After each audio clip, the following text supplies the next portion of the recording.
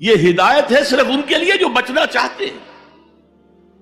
جسے کانٹ نے کہا ہے مورل لا ود ان. اس نے کہا کہ وجود ہستی کے دو دلیلیں ہیں سب سے بڑی. The starry heavens above and the moral law within. ہمارے اندر مورل لا ہے. یہ اچھا ہے یہ برا ہے، یہ خیر ہے یہ شر ہے، یہ مورل لا ہے اندر. جن کا یہ مورل لا فطرت کی صحت و سلامتی کی بنیاد پر برقرار ہے، جو تمیز کرتے ہیں بھلائی اور برائی میں، ان کے لیے ہدایت ہے. اولاً وہی آتے ہیں سلیم الفطرت لوگ، ابو بکر اور عثمان رضی اللہ تعالی عنہما، والذین اتبعوہم بإحسان. پھر کچھ لوگ ان کے پیچھے پیچھے بھی آتے ہیں. ایک نمونہ دیکھ لیا، کچھ لوگ بڑھ رہے ہیں، یہ دوسرے درجے کے لوگ ہیں.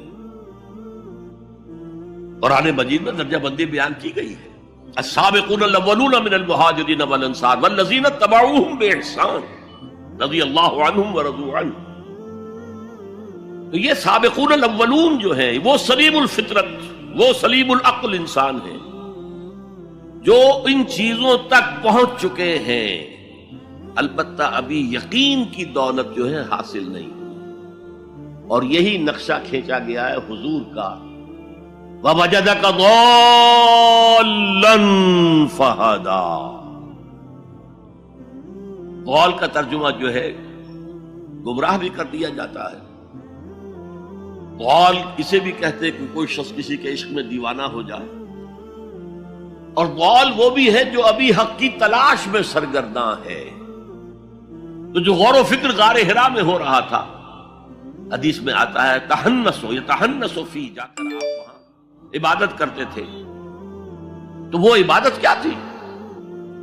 کان صفت تعبدہ فی غار حرا التفکر والاعتبار. غار حرا میں آپ کی عبادت کی صفت کیا تھی؟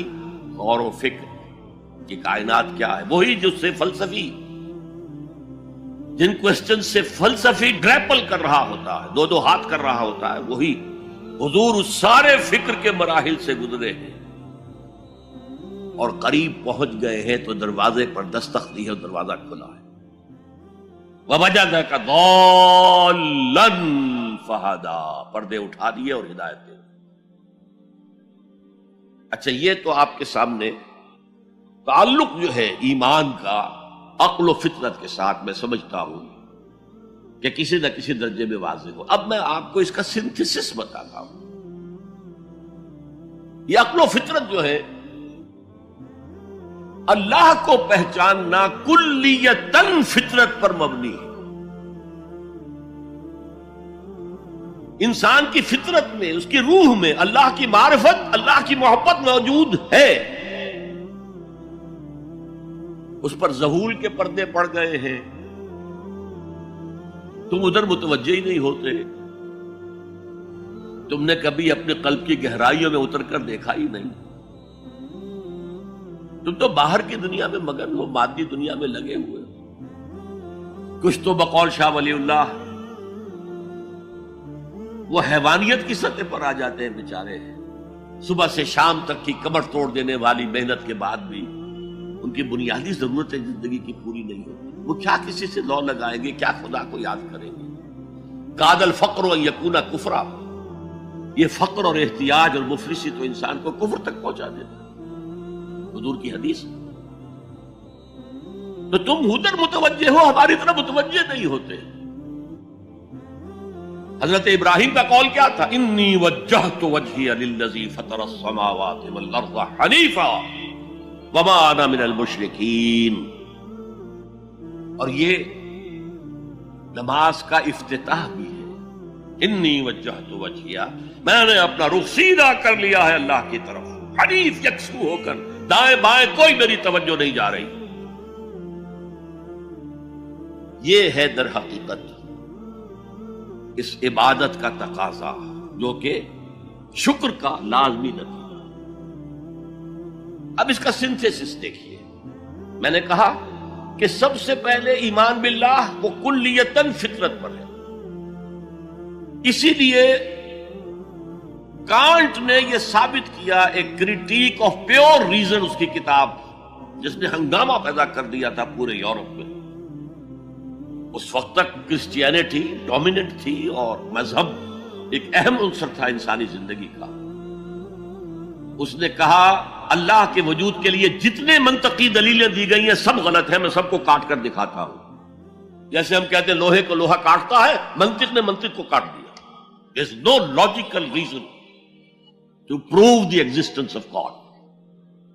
A critique of pure reason، میں نے کہا تھا پیور ریزن، عقل خالص جو فطرت سے رہنمائی نہیں لے رہی۔ وہ فلسفہ جو ہے اس کی منزل کیا ہے؟ ایگنوسٹسزم یا اسکیپٹسزم، لادریت یا ارتیابیت۔ پھر اس نے ایک کتاب لکھی بعد میں، کریٹیک آف پریکٹیکل ریزن۔ اس نے کہا کہ عملی طور پر انسان اخلاق حسنہ اختیار کر ہی نہیں سکتا جب تک کہ خدا کو نہ مانے۔ یہ نیسیسٹی ہے انسان کو کہ مانے۔ علامہ اقبال نے اس کو تسلیم کیا ہے، کانٹ کے اس دعوے کو۔ وہ ان کی کتاب ہے reconstruction of religious thought in Islam, کہ کوئی منطقی دلیل خدا کے وجود کو ثابت نہیں کر سکتی۔ متکلمین نے کوششیں کی ہے، لیکن دلیل دلیل کو کاٹ دیتی ہے، منطق منطق کا توڑ کر دیتی ہے۔ وہ صرف قرآن نے لفظ آیت استعمال کیا جو میں نے بیان کیا تھا۔ اس کائنات میں ہر شے اللہ کی نشانی ہے۔ جیسے آپ کو اپنے کسی دوست کی دی ہوئی کوئی شے دیکھتے ہی دوست یاد آ جاتا ہے، ایسے ہی آفاق و انفس میں اللہ کی نشانیاں ہیں۔ تمہارے اندر بھی اللہ کی نشانیاں ہیں۔ ذرا توجہ تو کرو، آفاق کو دیکھو، کھول آنکھ، فلک دیکھ، زمین دیکھ، فضا دیکھ۔ افلا ينظرون الى الابل كيف خلقت والى السماء كيف رفعت والى الجبال كيف نصبت والى الارض كيف سطحت فذكر انما انت مذکر۔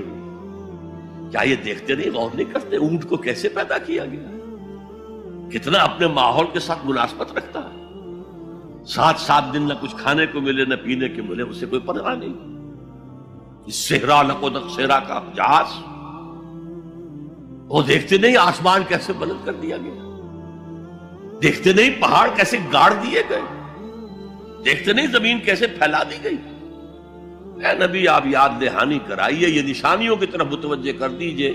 آپ سوائے یاد دہانی کرانے والے کے اور کچھ نہیں ہے۔ آپ کے ہاتھ میں اختیار نہیں ہے کہ آپ اللہ کو منوا لیں، یہ تو تمہارے اندر سے فطرت سے ابھر کر گواہی آئے گی۔ اب دیکھیے اس کے لیے آیت، جسے میں یہ قرآن مجید کی طویل آیات میں سے، جیسے آیت البر ہم نے پڑھی تھی، ان فی خلق السماوات والارض واختلاف اللیل والنہار والفلک التي تجری فی البحر بما ينفع الناس وما انزل اللہ من السماء من ماء فاحیا به الارض من بعد موتها وبث فیہا من کل دابۃ وتصریف الریاح والسحاب المسخر بین السماء والارض لآیات لقوم یعقلون۔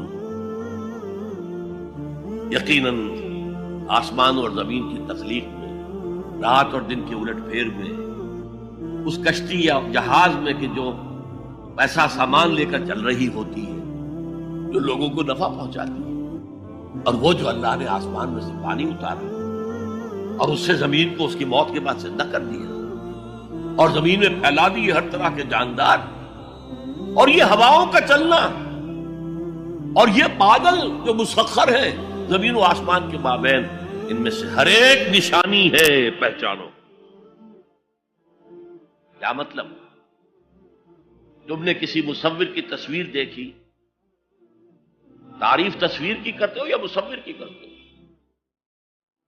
مصور کا کمال ہے، تصویر میں کیا ہے؟ ہاں وہ اپنے منہ سے بول رہی ہے، اپنی زبان حال سے اپنے بنانے اپنے مصور کی تعریف کر رہی ہے۔ تو کائنات کا ذرہ ذرہ اللہ تعالیٰ کی نشانیوں کا